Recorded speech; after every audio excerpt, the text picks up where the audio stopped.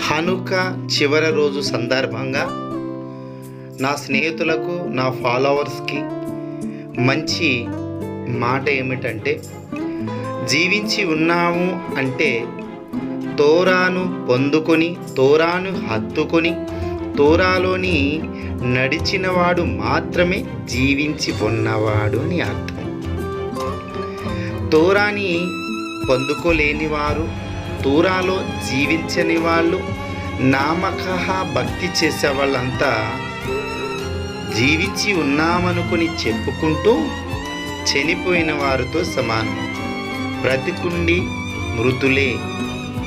అలా కాకుండా ఉండాలి మనము అన్నప్పుడు తోరాని ఖచ్చితంగా హత్తుకోవాలి, తోరాని పొందుకోవాలి, తోరా కోసము పోరాటం చేయాలి. నిజమైన జీవితం, ఇలాంటి జీవితాన్ని జీవించాలి అనుకునే వాళ్ళకి పిలుపునిస్తున్నారు. రండి మిత్రులారా, సంఘాలు, సమాజాలు మనుషులతో నిండి ఉన్నాయి.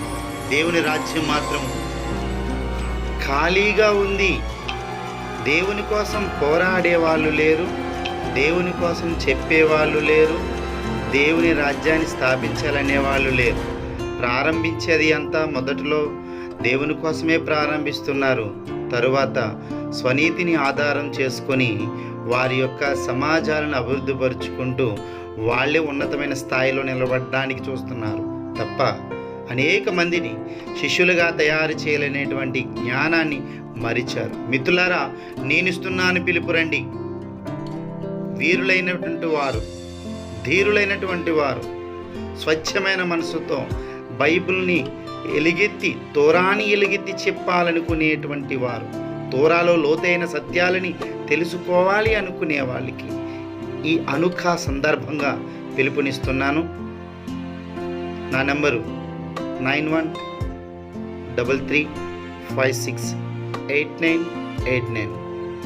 ఎప్పుడూ కూడా మీ కొరకు, మీ పిలుపు కొరకు, మీ సేవ కొరకు నేను ఎదురు చూస్తూ ఉన్నాను. షలోమ్.